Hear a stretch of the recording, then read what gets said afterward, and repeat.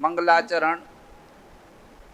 जो भी कुर्सी में बैठे हो सब खड़े होकर के ही मंगलाचरण सुनना चाहिए। एक आमनाएं होती है मंगलाचरण की, बहुमान होता है, तो सभी जो भी भाई बहन हैं सब मंगलाचरण खड़े होकर ही हाथ जोड़ के सुने। नमो अरिहन्तानां,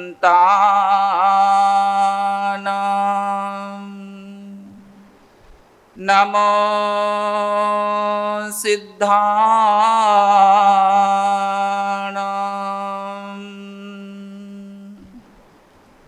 नमो आयर्याणां,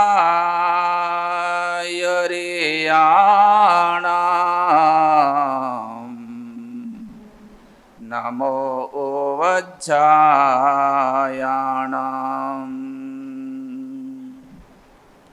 नमो लोये सवसाहोणां, एषो पञ्चनमोकार सर्वपावपणासनो मंगलाणं च सविसिं परमं हवै मंगलम्। अरहन्तो भगवन्त इन्द्रमहिता, सिद्धाश्च सिद्धिस्थिता, आचार्या जिनशासनोन्नतिकरा, पूज्या उपाध्यायका। श्री सिद्धांत सुपाठका मुनिवरा, रत्नत्रयाराधका,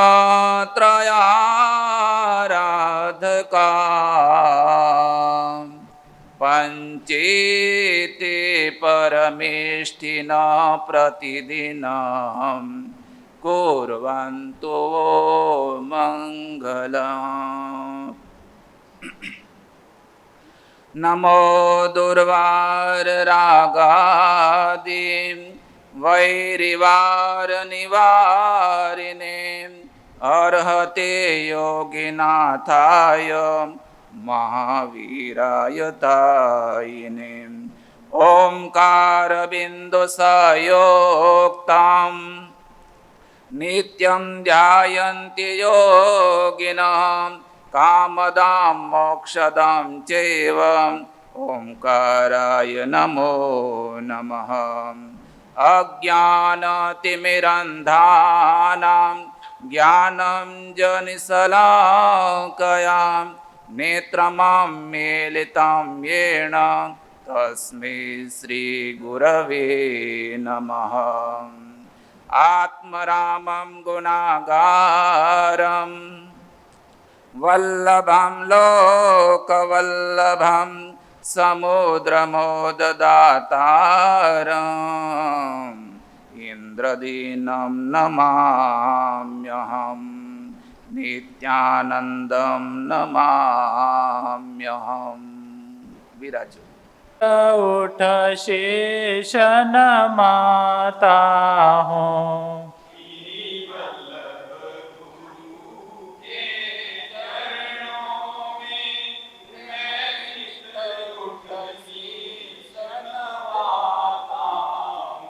मेरे मन के कले खिल जाते हैं, जब दर्श तुम्हारा पाता हूँ। मेरे मन की कली खिल जाती है, जब दर्श तुम्हारा पाता हूँ।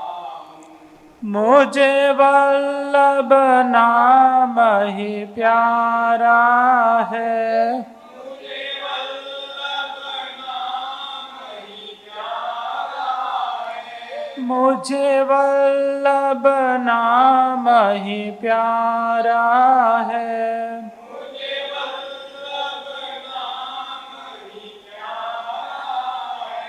ईसाई का मुझे सहारा है।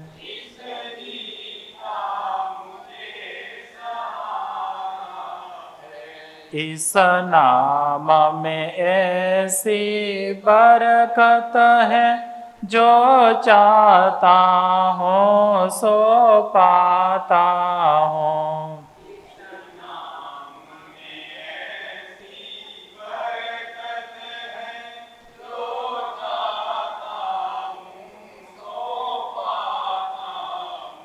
जब याद तेरे गुण आते हैं,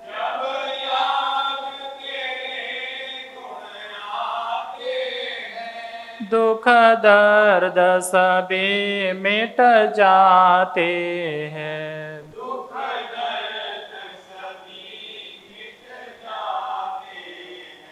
मैं बन कर मस्त दीवाना फिर बस गीत तेरे ही गाता हूँ।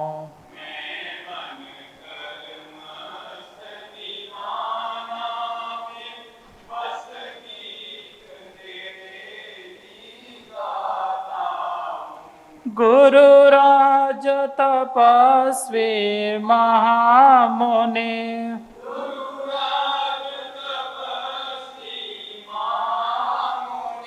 सरताजो हो तुम महाराजों के।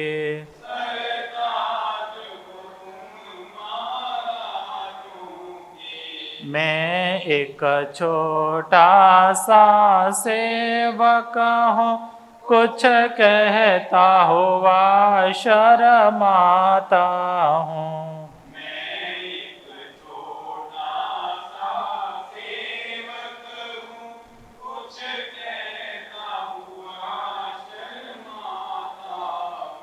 गुरु चरणों में है अर्ज यही,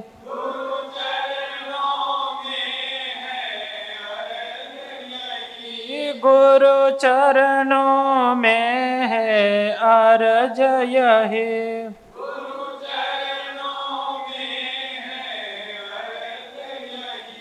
बढ़ती दिन रात रहे भक्ति,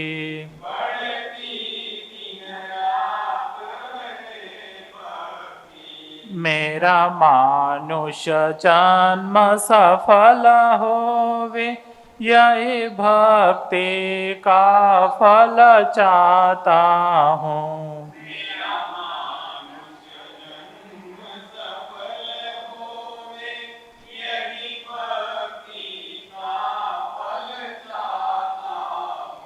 श्री वल्लभ गुरु के चरणों में मैं नित उठ शीश नमाता हूँ।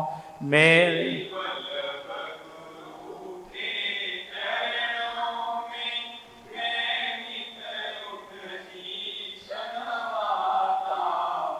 मेरे मन के कली खिल जाते हैं, जब दर्श तुम्हारा पाता हूँ।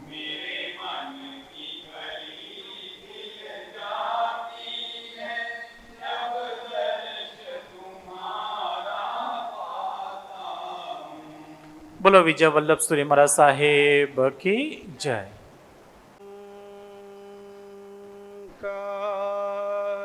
बिंदु संयुक्तम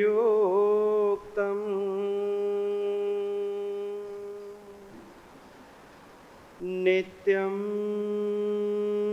ध्यायन्ति योगिनः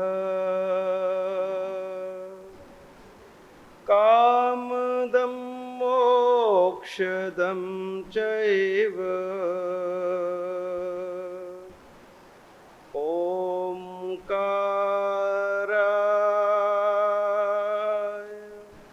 नमो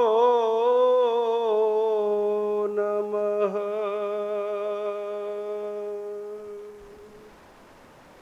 आत्मारामं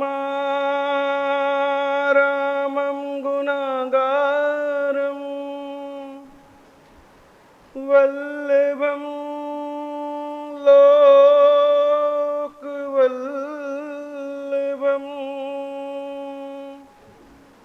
समुद्रं मोददातारम्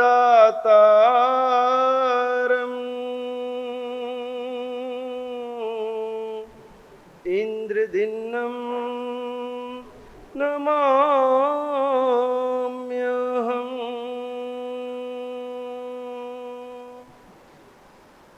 नित्यानन्दं नमाम्यहम्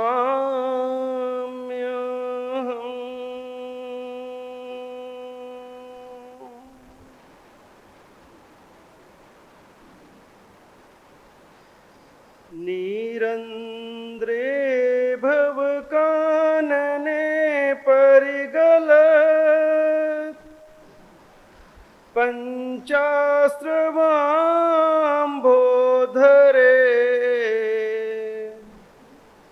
नानाकर्मलतावितान गहने मोहान्धकारोद्धुरे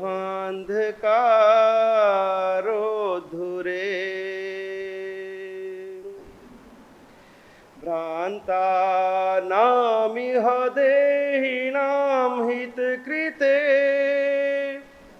कारुण्यपुण्यात्मभिस्तीर्थेशैः प्रथिता सुधारसकिरो रम्या गिरः पान्तु वः रम्या गिरः पान्तु वः।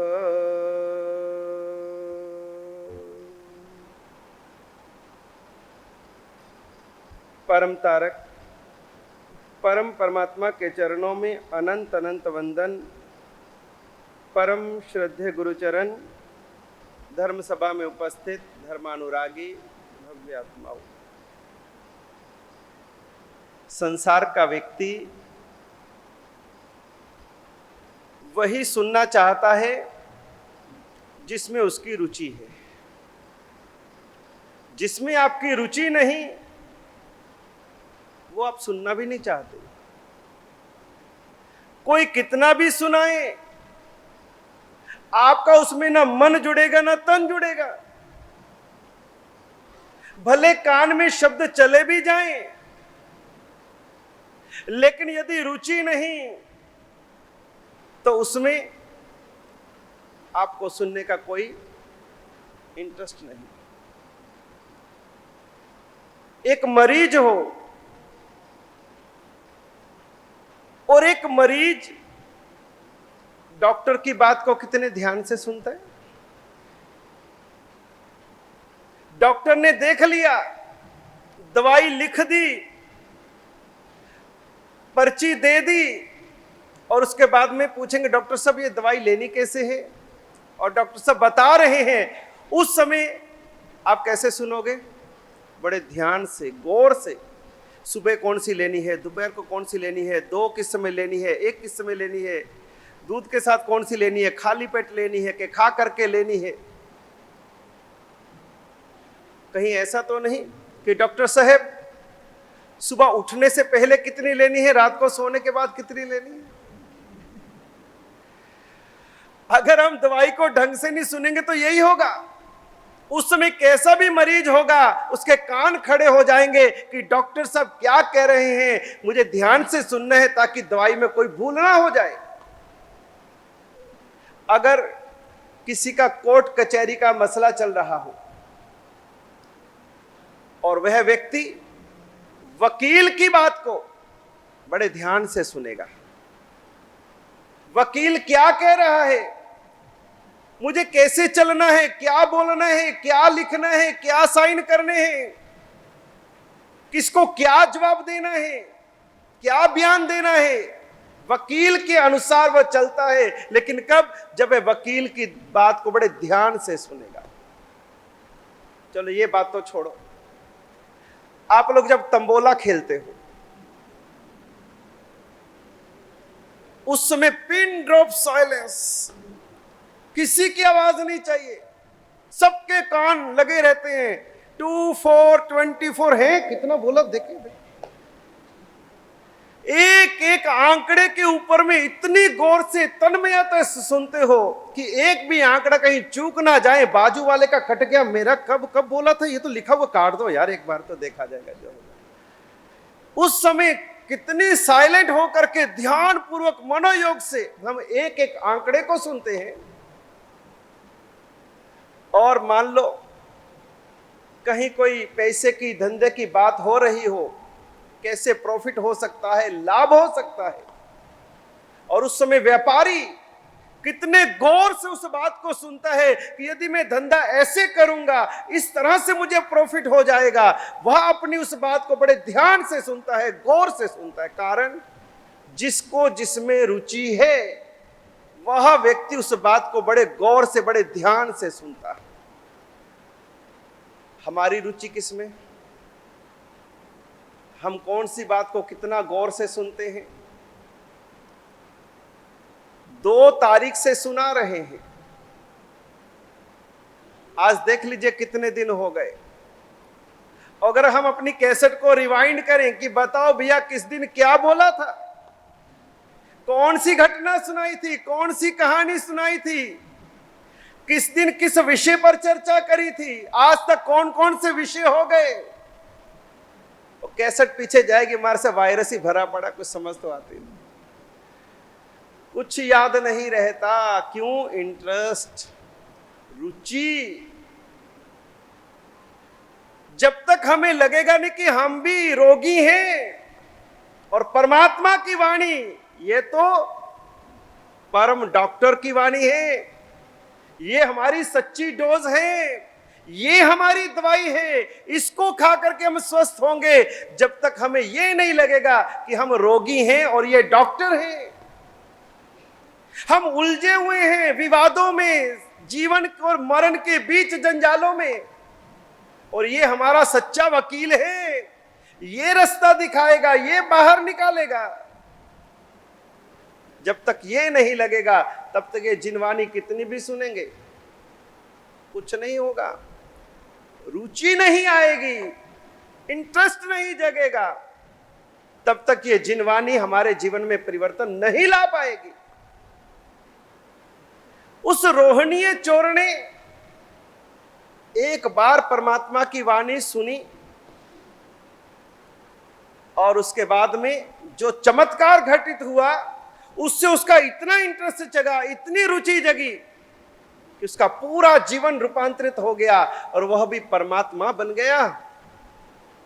रोहिणी चोर ने इतना खजाना लूटा, इतना खजाना लूटा कि आज भी राजगिरी नगरी में आप जाओ, वहां पर वैबारगिरी पर्वत है।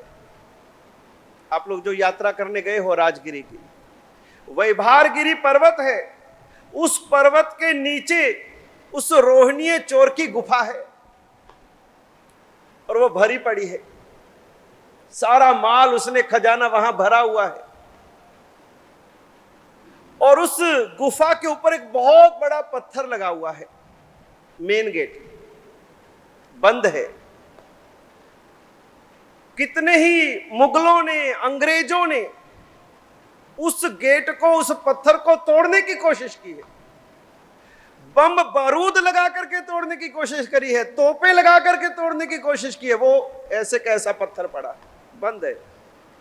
और उसके ऊपर किसी लिपि में कुछ लिखा हुआ है और ऐसा कहा जाता है कि जो कोई व्यक्ति जिस दिन इसको लिखे हुए को पढ़ देगा, यह पत्थर अपने आप हट जाएगा, खजाना खुल जाएगा। बोलो भैया किसको चाहिए रोहिणी का खजाना? आपको सीधा रास्ता बता दिया, तो आपके इंटरेस्ट की बात बताई। खजाना भरा पड़ा है, जो चोरियां करी उसने, जो डकैतियां करी उसने, सारा माल खजाना भरा पड़ा उस गुफा के अंदर में। केवल उसको पढ़ना है कि ऊपर लिखा क्या है, उस लिपि को पढ़ दो, खजाना खुल जाएगा। देखो ये बात आपने ध्यान से सुन ली, लेकिन हम उस खजाने को पाना चाहते हैं जो रोहनीय चोर ने लूटा, लेकिन उस खजाने को नहीं पाना चाहते जो रोहनीय चोर ने भगवान महावीर से लूटा। महावीर से उसने जो पाया, वो जो आत्मा का खजाना पा लिया, उस खजाने की ओर हमारी दृष्टि नहीं है। हाँ महाराज जी अगली बार राजगीर जावांगे ना, जरूर जरूर जरूर देख के आवांगे गुफा, क्योंकि हमारा इंटरेस्ट संसार में है, पदार्थों में है, साधनों में है, उसी में पड़ा हुआ है हमारा मन भी उसमें, तन भी उसमें। धर्म में, धर्म की आराधना में, इसमें मन नहीं लगता, बाकी सब जगह लग जाता है।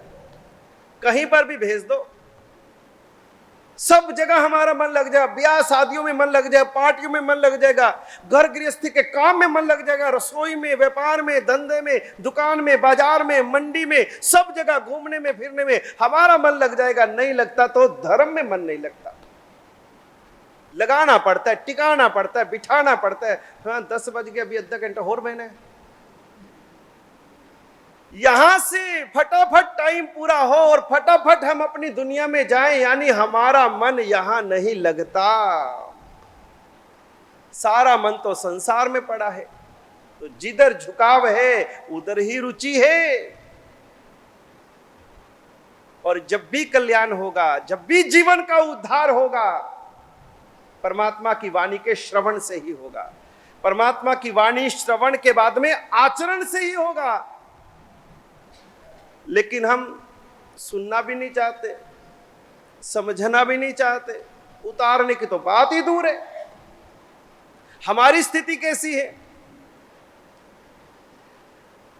एक बार एक व्यक्ति फिल्म देखने गया।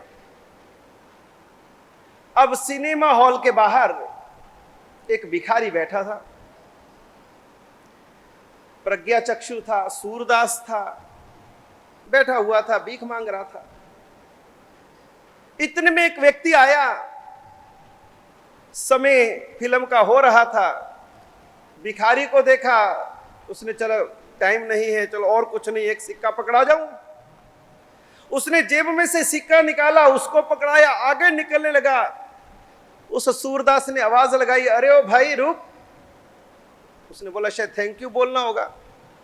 उसने मुड़ा देखा, अरे भाई साहब ये सिक्का तो दिया पर खोटा है। उसने कहा भाई तू सूरदास ठहरा, तुझे दिखाई नहीं देता और तू कैसे कह रहा है कि ये सिक्का खोटा है?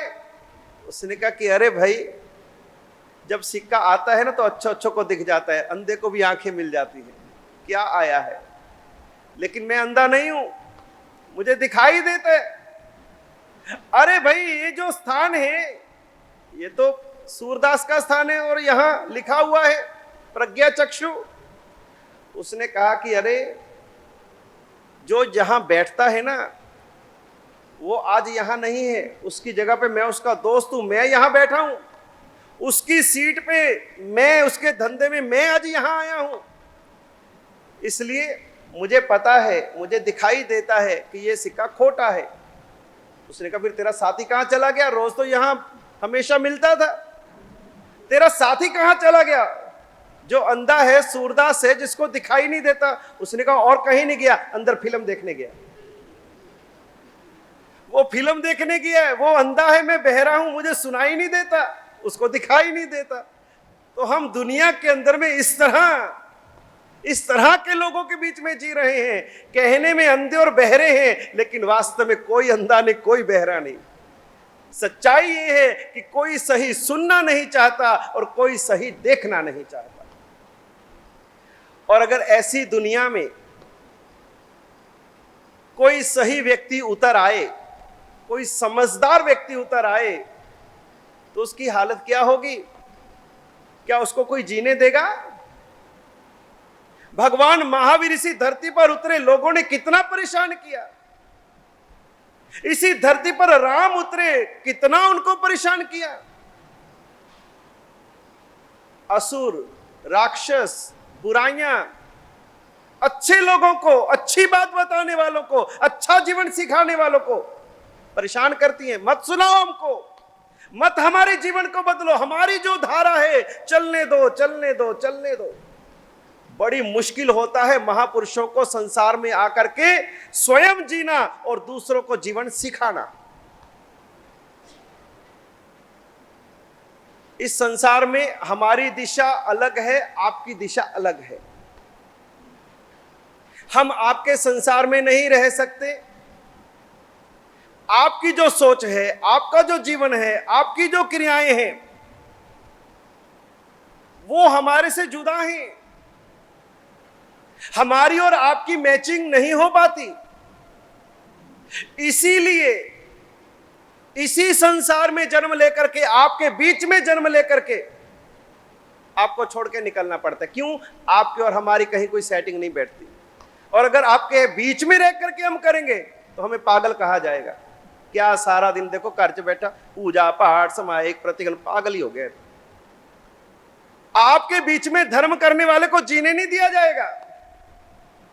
सारा दिन सुनाया जाएगा और कोई काम नहीं है, धंधा नहीं है, पागल है क्या? सारा दिन जब देखो माला घुमाते, जब देखो मंदिर में, जब देखो पूजा पाठ में। क्यों? आपका संसार जुदा है। वहां पर अत्यधिक धर्म करने वाले को या धर्म करने वाले को जीने नहीं दिया जाएगा, सुनाया ही सुनाया जाएगा। इसीलिए जिसको धर्म करना है, आत्मा का कार्य करना है, उसको आप में से बाहर आना पड़ता है। इसीलिए हम आपसे जुदा हो गए, आपसे अलग हो गए।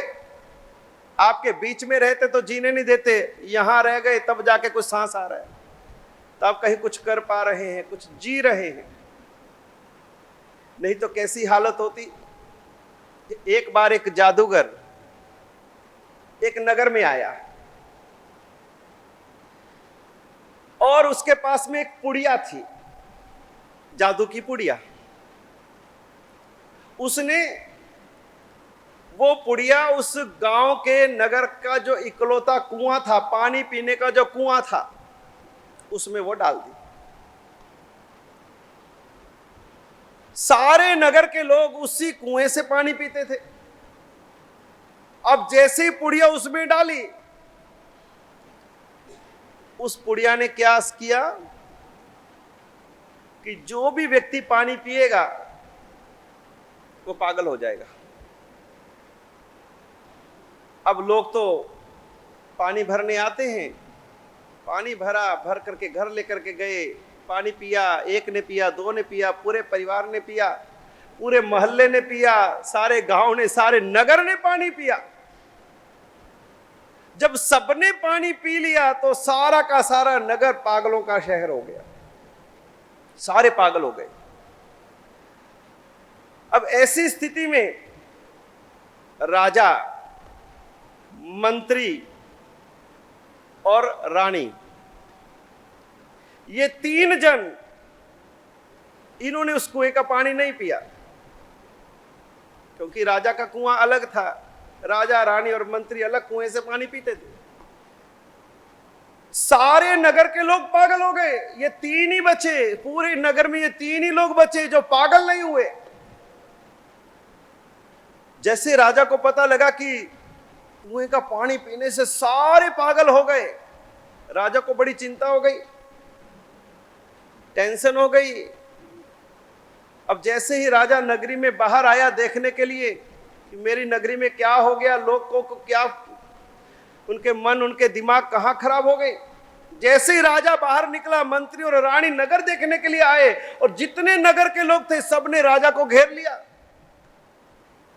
अब वहां पर राजा तो ढंग की बात करे, अच्छे से बात करे, समझदारी से बात करे, और वो पागल थे, उनका बहुमत था, सारे ही पागल थे। और सारे पागलों ने मिलकर के घोषणा कर दी कि हमारा राजा पागल हो गया, क्योंकि इसकी और हमारी मैचिंग ही नहीं हो रही। ये राजा पागल है, रानी पागल है, मंत्री पागल है, और वो राजा को घेर के खड़े हो गए, राजा को परेशान करने लगे। राजा को पता है मैं पागल नहीं हूं, पागल तो ये हैं, लेकिन पागल समझते हैं कि राजा पागल है, हम तो समझदार हैं। राजा कहता है ये तो बड़ी तकलीफ हो गई, ये तो बड़ा उल्टा काम हो गया। अब इन पागलों को कौन समझाए कि पागल कौन है, समझदार कौन है। बड़ा जीना मुश्किल हो गया, नगर चलाना मुश्किल हो गया। समझाएं तो किसको समझाएं, सारे एक जैसे इकट्ठे हो गए। आखिर मंत्री ने कहा कि राजन, ऐसे तो अपने मारे जाएंगे, ये सारे पागल मिल करके अपने को पागल बना देंगे। सही रास्ता यही है, अगर इनके बीच में जीना है, इनके साथ में रहना है, तो भाई अपने भी इस कुएं का पानी पी लो, अपने एक जैसे हो जाएंगे। उनके साथ रहने के लिए राजा रानी मंत्री ने भी उस कुएं का पानी पी लिया। जैसे पानी पिया, जैसे वो भी पागल हुए, और उस दिन सारे नगर के अंदर में जश्न मनाया गया, हमारा राजा पागल था, ठीक हो गया। बड़े गीत गान हुए जी, बड़ी खुशियां, नाच गान, झूमते हुए कि हमारा राजा रानी मंत्री पागल हुए थे, अब वो ठीक हो गए। पागलों के बीच में पागल बन के रहो तो जिया जा सकता है, या तो फिर पागलों से अलग निकल करके जिया जा सकता है। संसार में भगवान की वाणी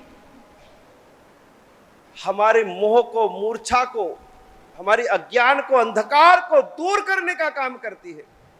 हम जिसको सत्य मान रहे हैं, ज्ञानी की निगाह में वो असत्य है, और जो असत्य को हम सत्य मान रहे हैं, वो सारा का सारा मोह, माया, मूर्छा केवल परमात्मा की वाणी के श्रवण से दूर होगी। इतना बल, इतना प्रभाव परमात्मा की वाणी में है।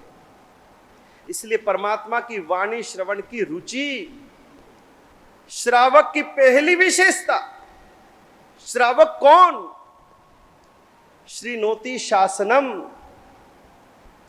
जो परमात्मा की वाणी को श्रवण करता है वही श्रावक है।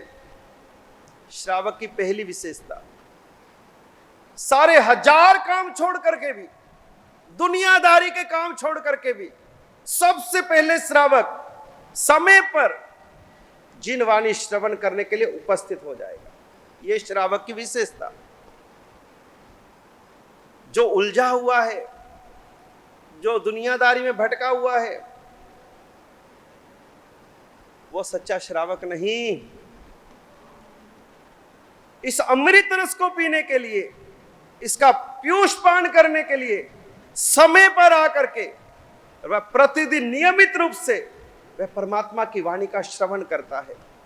श्रीनोति शासनम, जो परमात्मा के शासन को, जिन वाणी का श्रवण करने वाला, वही श्रावक है। कैसी कैसी परमात्मा की वाणी को श्रवण करने के लिए प्राचीन काल में कई उदाहरण आते हैं। उसमें से आगमिक एक कथा आती है शास्त्रों में, जिसका वर्णन है कि एक बार राज दरबार में महाराजा भरत स्वर्ण के सिंहासन पर आरूढ़ हैं। दरबार लगा हुआ है, दरबार भरा हुआ है, और इतने में सामने से अंतःपुर से दासी भागी भागी आ रही है, राज दरबार में आ रही है, झूमती नाचती हुई आ रही है। और उसको सामने से आता हुआ देख करके महाराज को भी लगा कि दासी आई है, अंतःपुर से आई है, रानी के महल से आई है, झूमती नाचती आ रही है, कोई शुभ समाचार लाई होगी। हमने कल्याण के समय में उस दृश्य को देखते कि प्रियंवदा दासी आती है और गीत गाते हैं, देखो हंसती हंसती आई, देखो दौड़ी दौड़ी आई, प्रियवंदा बधाई लाई, प्रियवंदा बधाई लाई। तो भरत महाराजा के दरबार में भी वही दृश्य है।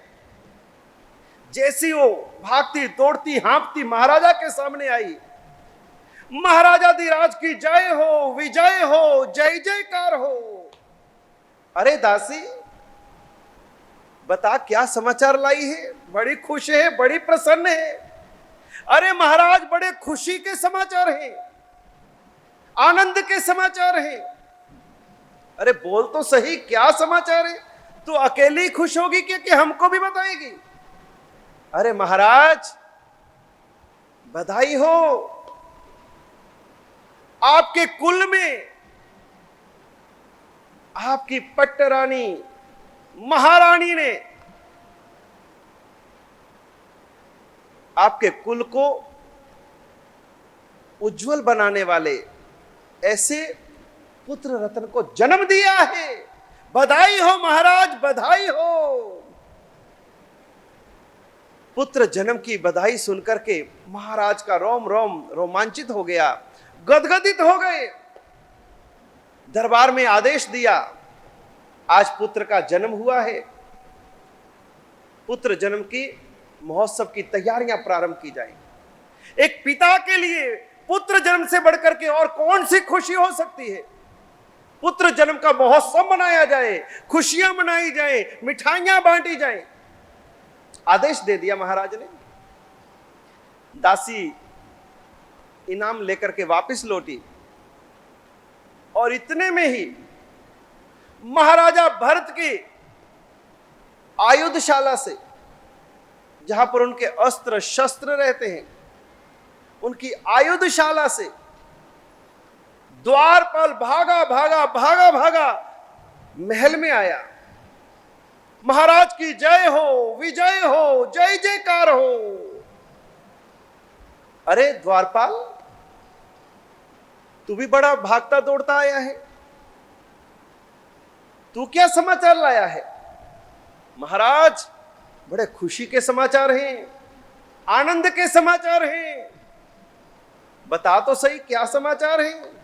महाराज, अभी अभी आपकी आयुधशाला के बाहर चक्र रत्न प्रकट हुआ है। चक्र रत्न यानी कि अब आप चक्रवर्ती बनने वाले हैं। षटखंड के ऊपर में आपका आधिपत्य होगा, सारे षटखंड के ऊपर में आपका एक छत्र राज होगा। ऐसा चक्र रत्न प्रकट हुआ है। महाराज पधारो पधारो, जल्दी पधारो। उस चक्र रत्न की पूजा करने के लिए महाराज जल्दी पधारो। महाराजा भरत ने कहा, चक्र रत्न की पूजा की तैयारियां प्रारंभ की जाए। आज का दिन सोने का दिन उगा है। क्या शुभ समाचार आ रहे हैं? आज किसका मुंह देख करके मैं उठा था? इधर से दासी आई, पुत्र जन्म के समाचार, इधर से द्वारपाल आया, चक्र रत्न प्रकट होने के समाचार। क्या बात है! भरत महाराजा की खुशियों का ठिकाना नहीं है। और थोड़ी ही देर में उनके नगरी के बाहर उद्यान से उद्यान पालक, मुख्य माली भागा भागा भागा भागा महल में आता है। उसके 3.5 करोड़ रोम रुहांटे खड़े हैं, पुलकित है, प्रमुदित है, प्रसन्नचित है। और उसको उद्यान पालक को आते हुए देख करके महाराजा कहते हैं, अरे उद्यान पालक, तू इतनी दूर से उद्यान से भागता दौड़ता इधर आए? हाँ महाराज, आपकी जय जयकार हो, बड़े खुशी के समाचार लाया हूं। क्या बात है भैया, जो भी आ रहा है सब खुशी के समाचार ला रहे हैं। आज है क्या, दिवाली है क्या? जिधर देखो जो आ रहा है खुशी के समाचार। तू भी बता दे भैया, तू क्या समाचार लाया है? उसने कहा, महाराज, ऐसे समाचार आपने को किसी ने नहीं सुनाए होंगे जो समाचार मैं लेकर के आया हूं। महाराज, आपके पिता, पिता ही नहीं परम पिता, देवादिदेव ऋषभ देव परमात्मा नगरी के बाहर पधारे हैं। परमात्मा पधारे हैं। समवसरण की संरचना हुई है। परमात्मा समवसरण में विराजमान होकर के देशना की धारा बहाएंगे, प्रवचन करेंगे, व्याख्यान सुनाएंगे। इसलिए महाराज, जल्दी पढ़ो, जल्दी पधारो और परम परमात्मा ऋषभ देव दादा के दर्शन करो, समवसरण में उनकी देशना का श्रवण करो। महाराजा ने उद्यान पालक को भी पुरस्कार दिया शुभ समाचार देने का। और इधर महाराज भरत सिंहासन पर बैठे हैं। तीन तरफ से तीन समाचार आए हैं। एक तरफ पुत्र का जन्म हुआ है, दूसरी तरफ आयुधशाला में चक्र रत्न उत्पन्न हुआ है, और तीसरी तरफ ऋषभदेव परमात्मा पधारे हैं। तीनों तरफ आमंत्रण है। महाराजा भरत वो क्या सोचते हैं वो तो अपने बाद में जानेंगे। थोड़ी देर के लिए आप जितने लोग बैठे हो, आप अपने आप को भरत महाराजा बना लो। आप हो भरत महाराजा। आपको ऐसे तीन समाचार मिले। आपके घर बेटे का जन्म हुआ है, आपके चक्र रत्न उत्पन्न हुआ है, और तीसरा परमात्मा पधारे हैं। अब आप निर्णय करो कि आप पहले कहां जाओगे। पुत्र को देखने के लिए, बेटे का जन्म हुआ है, घर में खुशियां आई हैं, या फिर आप आयुधशाला की तरफ भागोगे पूजा करने के लिए, चक्र रत्न को संभालने के लिए, या फिर परमात्मा नगरी के बाहर पधारे हैं, उनका प्रवचन है, व्याख्यान है, वहां जाओगे। आपको जवाब देना है आप कहां जाओगे। भरत महाराजा ने जो किया वो छोड़ दो। अभी आपके मन में क्या है, आपकी रुचि कहां है, आपका ध्यान कहां है, आप क्या निर्णय लोगे, वही कहना जो आपके मन में है। कोई सजाने के लिए, अच्छा दिखाने के लिए, उसके लिए नहीं। जो भीतर है वही बाहर आए। जीवा पर वही लाना जो जीवन में है।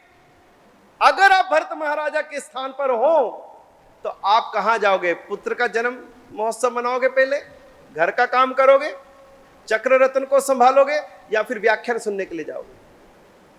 बताओ जी। ओहो हो, ये सारे भरत महाराजा यही हैं वे।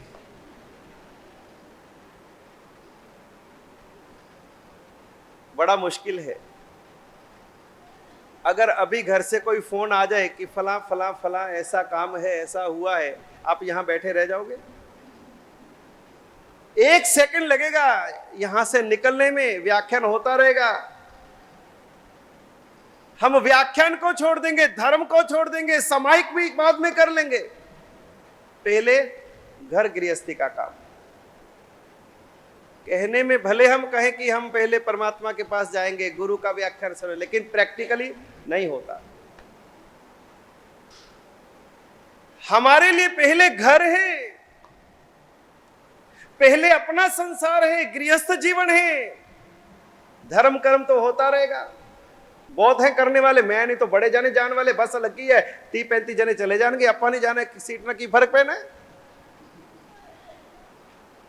हमको तो कोई रुचि नहीं भी जावांगे, कोई गाल नहीं, दोपहरे सुन लांगे, शामी आत्मा चैनल ते आई जाने, फिर आ जाऊंगा, फिर देख लांगे। ऑन स्पॉट नहीं। ऑन स्पॉट तो पहले घर का काम जरूरी। आज घर में रिश्तेदार आने वाले हों, बेटी जमाई आने वाले हों, कोई खास रिश्तेदार आने वाले हों, तो उस समय आप कहां, घर में टिके रहोगे कि व्याख्यान सुनने जाओगे? क्या करोगे? घर में हमारी रुचि, इंटरेस्ट घर में पड़ा है। भले ऊपर से धर्म दिखा रहे हो, वास्तविकता यही है। वास्तविकता से नहीं मुकर सकते। हमारे लिए घर ही मुख्य है। जो हमारा है नहीं, हो सकता नहीं, होने वाला नहीं, किसी काल में नहीं होगा, उसी के प्रति हमारा मोह पड़ा है। और एक दिन ऐसा आएगा जिस घर को हम अपना मान रहे हैं, वो ही एक दिन हमें घर से बाहर लेके जाएंगे। सिर बार के पैर बार लेके जाएंगे बाहर। चलो भैया, अब ज्यादा देर मत रखो, अभी इसको ज्यादा मत रखो, 2-4 घंटे में जल्दी रवाना करो घर से। घर की माताएं बहनें दहलीज पर साथ छोड़ देती हैं। मित्र और स्वजन शमशान तक साथ छोड़ देते हैं। आगे कौन जाता है? व्यक्ति के अच्छे बुरे कर्म जाते हैं, बस, और कोई साथ नहीं जाता। कोई साथ नहीं। जिनको साथ माना था, अपना माना था, जिनके लिए जिए थे, जिनके लिए कमाया था, जिनके लिए सारा जीवन दे दिया, वो भी घर की दहलीज तक और शमशान तक साथ आते हैं। उसके बाद में तो केवल पाप और पुण्य जाता है। फिर भी उन्हीं के लिए जीना है, उन्हीं की चिंता करनी है, उन्हीं के लिए ही सारा कुछ सोचना है। अपना कुछ नहीं, मेरा क्या होगा, दूसरे का क्या होगा उसकी चिंता करते हैं। अरे मेरा क्या होगा उसकी चिंता कौन करेगा? उस समय कोई नहीं आएगा बचाने के लिए, ना पत्नी, ना पति, ना बच्चे, ना स्वजन, ना परिजन, ना पड़ोसी, कोई बचाने के लिए नहीं आएगा जब कर्मों की मार पड़ेगी। सत्य है सो है। हमारे मन में संसार बसा है, लेकिन वही की वही स्थिति भरत महाराजा के सामने भी तो आई है। अगर हम देखें, घर गृहस्थी में अगर पुत्र का जन्म हो, इससे बड़ी खुशी शायद ही कोई होगी। पुत्र का जन्म सबसे बड़ी खुशी। लेकिन भरत महाराजा क्या विचार करते हैं? उन्होंने कहा, पुत्र का जन्म हुआ है, जन्म और मरण ये तो सृष्टि का क्रम है। जो जन्मा है उसकी मृत्यु अवश्यम भावी है। जो आया है वो अपने कर्म से आया है। वो कहां से आया है, कहां जाएगा, वो उसके कर्मों के ऊपर है। ये कर्म का संयोग है, कर्म के रिश्ते हैं, कर्मों से हम जुड़े हैं। इसमें कौन अपना है? कोई नहीं। पुत्र का जन्म हुआ है, कोई बात नहीं। पुत्र का जन्म तो बाद में भी मनाया जा सकता है, कोई बात नहीं, 2 घंटे बाद मना लेंगे। चक्र रत्न उत्पन्न हुआ है, यानी मैं चक्रवर्ती बनूंगा, शतखंड का अधिपति बनूंगा। लेकिन अगर मेरे भाग्य में चक्रवर्ती बनना लिखा है, तो यदि मैं 2 घंटे बाद में पूजा करूंगा तो यह चक्र रत्न भाग्य कहीं जाने वाला नहीं। और अगर मेरे भाग्य में चक्रवर्ती बनना नहीं लिखा तो मैं इसे पकड़ करके भी रखूंगा तो यह रहने वाला नहीं। इसलिए चक्र रत्न की पूजा बाद में भी की जा सकती है। लेकिन परमात्मा ऋषभदेव दादा पधारे हैं, समव शरण में विराजे हैं, दिव्य देशना की धारा बहाने वाले हैं। और परमात्मा के समव शरण में उनके श्रीमुख से एक बार जो जिनवाणी बह गई सो बह गई, वो फिर भी वापस मिलने वाली नहीं है। पुत्र जन्म महोत्सव बाद में भी मनाया जा सकता है, चक्र रत्न की पूजा बाद में भी की जा सकती है, लेकिन परमात्मा के मुख से जो एक बार जिनवाणी की धारा बह गई सो बह गई, वो फिर वापस आने वाली नहीं। इसलिए भरत महाराजा कहां गए? ऋषभदेव दादा के पास। उनके मुख से जिनवाणी का श्रवण करने के लिए गए। पुत्र जन्म महोत्सव को छोड़ करके, चक्र रत्न की पूजा को छोड़ करके सीधा परमात्मा के चरणों में। कहां भरत महाराजा और कहां हम? हमारी रुचि, हमारा इंटरेस्ट। सर्दी के दिन हो, कड़कड़ाती सर्दी हो, सुबह 6 बजे ठंडी में उपाश्रय में गुरु भगवान सुबह प्रार्थना का समय रखें कि सुबह 6 बजे प्रार्थना कराई जाएगी, सुबह 6 बजे आपको ध्यान योग की साधना कराई जाएगी, सुबह 6 बजे सामायिक कराई जाएगी। सभी श्रावक श्राविकाएं सुबह 6 बजे उपाश्रय में पधारें। कितने लोग पधारोगे जी? सर्दी है दिसंबर जनवरी की, खूब ठंडी है, 6 बजे का समय है। और ऐसे समय में आप में से कितने लोग सुबह 6 बजे पहुंच जाओगे भैया? दरी बिछाने वाला ही मिलेगा खाली, कोई नहीं आएगा। हाँ, ये पहुंच जाएगा टाइम से, इसको तो शूट करना है ना, ये आ जाएगा। लेकिन हमारे में से कितने लोग आएंगे? बहुत मुश्किल है, बहुत मुश्किल है, बहुत मुश्किल है। क्या हमारा सभी इतनी जल्दी समय रख लिया? वो तो उपाश्रय में बैठे हैं, उनको क्या पता बाहर कितनी ठंड पड़ती है। अरे कितना कोहरा पड़ा है, कितनी ठंड है, हाथ ठर रहे हैं। लेकिन बस 6 बजे का समय रख लिया, अपने से तो नहीं जाया जाता। दे रजाई पे रजाई ओढ़ के सो गए, हीटर वीटर लगाया, पड़े हुए अंदर। अब मान लो कड़क सर्दी पड़ रही है, भयंकर सर्दी पड़ रही है, दांत किटकिटाने वाली सर्दी पड़ रही है, हाथ ठर जाए, थोड़ा सा भी हाथ बाहर रह जाए तो उंगली जम जाए, ऐसी भयंकर सर्दी। और इतने में आपके मोबाइल के ऊपर में रात को घंटी बजी, रिंग, आपने फोन उठाया, सुना, हेलो, बोलो भैया। अरे भाई, बाजू के होटल में 2 किलोमीटर दूर तुम्हारे घर से एक पार्टी आई है, मालदार पार्टी है, बहुत बड़ी आसामी है, बहुत बड़ा बिजनेस है, और सुबह 6 बजे उसकी फ्लाइट है, उसने निकल जाने। अगर तू अभी जा करके और उससे तू सौदा तय कर ले, अभी बातचीत कर ले, तो तेरे को 8-10 लाख का यूं ही नफा हो जाएगा। बोलो, अब सोते रहोगे कि क्या करोगे? अब क्या करोगे? इतनी ठंडी में क्या तूने फोन किया? छोड़ यार, ऐसे कई आते कई जाते, तेरे को पता नहीं ठंड पड़ी ना बाबा ना। वहां तो ये रजाई गई, ये बिस्तर गया, ये कपड़े पहने, ये गाड़ी निकाली, सीधा। क्या बात है। क्यों भाई? अब सर्दी कहां गई? अब सर्दी कहां गई? वो पैसे की गर्मी आ गई।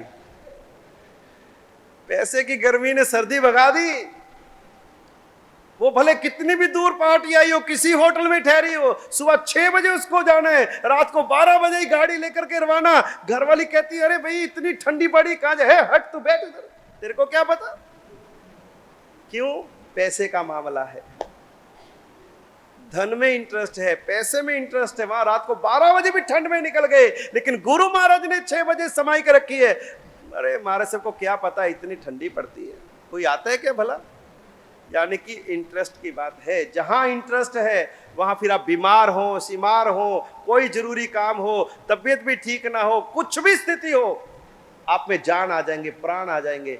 लेकिन धर्म के मामले में आलस आ जाएगा, प्रमाद आ जाएगा, बीमार हो जाएंगे, सब कुछ, सारे जितने बहाने लग सकते हैं सारे बहाने। मार से आना था, वो थोड़ा सा ना, थोड़ा तबीयत ठीक नहीं थी मेरे, थोड़ा माथा दुख रहा था। मार से आना था, वो आज बेटी आ गई थी। मार से बाद थोड़ा मार्केट जाना पड़ गया था। मर से बाद थोड़ा बारिश ज्यादा आ गई थी। सारे बहाने साढ़े नाली। संसार के किसी काम में कोई बहाना नहीं। घर में शादी है, कितनी भी बारिश पड़े तब भी मार्केट जाते हो, खरीदारी करने के लिए जाते हो, डॉक्टर को दिखाने के लिए जाते हो, अपॉइंटमेंट लिया हुआ है तब भी जाओगे, कैसे भी जाओगे, किधर से भी गाड़ी निकाल के जाओगे। संसार के कामों के लिए आपको कोई प्रेरणा नहीं देनी पड़ती, अपने आप करते हो। धर्म के लिए रोज सिर खपाई करनी पड़ती है। फिर भी बार बार कहने का आशय यही है कि हम ये जिन वाणी अमृत में लगे, हमारे कल्याण का कारण लगे, हमारी आत्मा के उद्धार का कारण लगे, कि हमें इसमें रस आए, इसमें इंटरेस्ट जगे, इसमें रुचि जगे। 100 काम छोड़ करके सबसे पहले हम परमात्मा की भक्ति, स्वाध्याय इत्यादि करें, तब जाकर के हमारी आत्मा इस मनुष्य भव को पाकर के अपने इस भव को सफल और सार्थक कर पाएगी। वरना पशुवत जीवन जी करके हम यूं ही संसार से विदा हो जाएंगे। खाली हाथ आए थे और भारे कर्मी होकर के जाएंगे। कम से कम इस जन्म और जीवन को हम यूं ही व्यर्थ ना गुमा दें। हमारा इंटरेस्ट परमात्मा वाणी की तरफ बढ़े, जिन वाणी श्रवण की ओर, और श्रवण के साथ में जिन वाणी के आचरण की ओर हमारा रुझान बढ़े। इन मंगलमय भावनाओं के साथ में आज इतना। सूरी श्री विजयानंदम वल्लभम समुद्रम तथा मनसा वचसा कायेन इंद्रदिन्नम नमाम्यहम् नित्यानंदम नमाम्यहम्।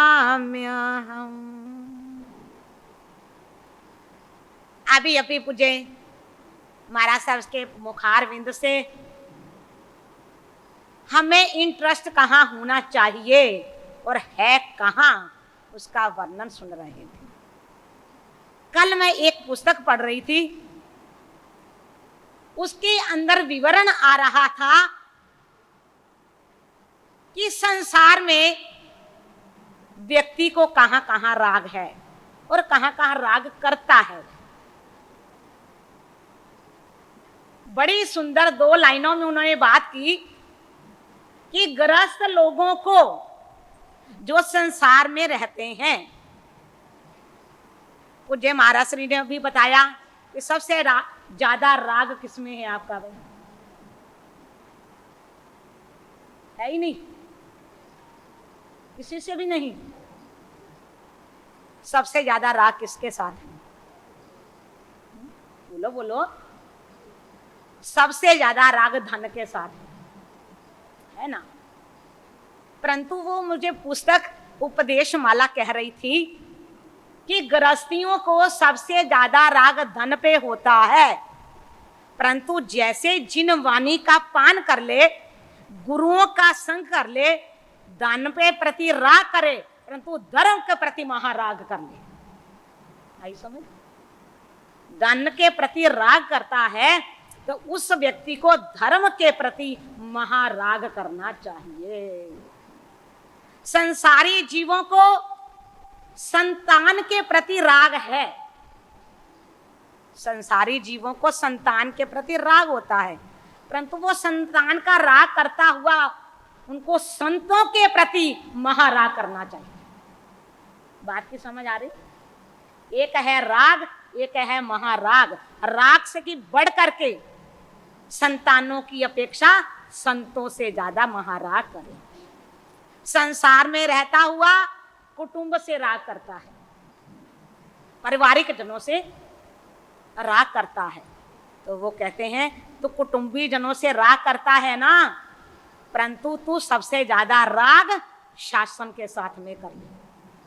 संघ और समाज के साथ कुटुंबियों की अपेक्षा संघ और समाज के लिए ज्यादा महाराग कर ले, तेरा कल्याण हो जाएगा। अब हमने देखना है धन के प्रति राग ज्यादा है कि धर्म प्रति, संतान के प्रति ज्यादा है या संतों के प्रति, कुटुंबी जनों के साथ ज्यादा है या संघ और समाज के साथ ज्यादा है। ये स्वयं को निर्णय करना। जिस दिन धन की अपेक्षा धर्म से, संतान की अपेक्षा संतों से, कुटुंबी जनों की अपेक्षा जिस दिन संघ समाज शासन के प्रति ज्यादा राग हो गया, समझ लेना आपका कल्याण चालू हो गया। गुरुवार को प्रकट प्रभावी पुरुषादानीय पार्श्वनाथ भगवान का जन्म नक्षत्र विशाखा नक्षत्र होने से तीर्थ के विकास के लिए, विस्तार के लिए, तीर्थ के प्रभाव की अभिवृद्धि के लिए, तीर्थ की महिमा को बढ़ाने के लिए और तीर्थ की जाहो जलाली के लिए एक बहुत ही अति विशिष्ट अनुष्ठान रखा गया है। नमयून स्तोत्र, उपसग्रहम स्तोत्र, पार्श्वनाथ विद्या आदि ऐसे विशिष्ट मंत्र और स्तोत्रों के द्वारा, मांत्रिक विधि विधानों के द्वारा मूल नायक श्री आत्मवल्लभ पार्श्वनाथ दादा का अभिषेक का विधान होगा और उसके अतिरिक्त अन्य भी कुछ मांत्रिक अनुष्ठान विधान कराए जाएंगे। कल मैं आराधकों से अनुरोध करूंगा, प्रातः 8:30 बजे तक आप अपनी पूजा विधि विधान मंदिर जी की संपन्न कर लें। उसके बाद सारे विधान आदि कार्य हमें प्रारंभ करने होंगे। 9:30 बजे सभी आराधक या अन्य भी जो भी भाग्यशाली माताएं बहनें पूजा के वस्त्र पहनकर आएं, उन्हें भी अभिषेक का लाभ मिलेगा। कल के संपूर्ण विधान का लाभ हमारे श्री आत्मवल्लभ सर्वमंगल ट्रस्ट के प्रधान बाबू श्रीमान ब्रिजलाल जी, सुरेंद्र मोहन जी, सुनील, अनिल, संजीव भैया, अनिल निटवियर, जीरा वाले, ये भाग्यशाली परिवार की ओर से कल का संपूर्ण अनुष्ठान है। जितने भी अधिक से अधिक भाग्यशाली माताएं बहनें पूजा के वस्त्र धारण करके पधारेंगे, 9:30 बजे मंदिर का यह विधान प्रारंभ हो जाएगा। आप सभी ठीक 9:30 बजे पधारें मंदिर जी में पूजा के वस्त्र धारण करके, तो आपको भी अभिषेक का जैसे जैसे विधान होगा उसके अनुसार आपको भी लाभ मिलेगा। परसों शुक्रवार है, राजराजेश्वरी मातेश्वरी पद्मावती की आराधना का विशिष्ट दिन है। और परसों 28 तारीख को महामाई पद्मावती माता के दरबार में विशिष्ट मांत्रिक विधान होंगे, अनुष्ठान होंगे और होम हवन आदि का भी बहुत ही अति विशिष्ट विधान रखा गया है। परसों के संपूर्ण विधि विधान का लाभ, अनुष्ठान का लाभ हमारे श्री आत्मवल्लभ सर्वमंगल ट्रस्ट के महामंत्री श्रीमान इंद्र प्रकाश जी, सतपाल जी, अरुण भैया, सुभाष भैया और विनोद जैन संत परिवार ने लिया है। तो अवश्य इन दोनों दिनों के विशिष्ट अति विशिष्ट मांत्रिक विधानों में आप भी पधारें, जिससे हर तरह से जीवन में आपके सुख शांति समृद्धि की अभिवृद्धि होगी, तंदुरुस्ती मिलेगी और हर तरह से सभी प्रकार के संकटों से आपको मुक्ति मिलेगी, रोग शोक से मुक्ति मिलेगी, हर तरह से जीवन में आनंद मंगल और लीला लहर होगा। तो दोनों दिन की विधानों में आप सभी आमंत्रित हैं, लेकिन ठीक समय से पधारें। कल का विधान प्रातः 9:30 बजे प्रारंभ होगा, परसों का विधान दोपहर 12:30 बजे यानी विजय मुहूर्त में प्रारंभ होगा। इस बात का अवश्य ध्यान रखें। कल प्रवचन स्थगित रहेगा। कल चूंकि मंदिर जी में मांत्रिक विधान है तो कल प्रातः प्रवचन स्थगित रहेगा। ठीक 9:30 बजे मंदिर में परमात्मा पार्श्वनाथ दादा का मांगलिक अनुष्ठान प्रारंभ होगा। इन बात का अवश्य ध्यान रखें।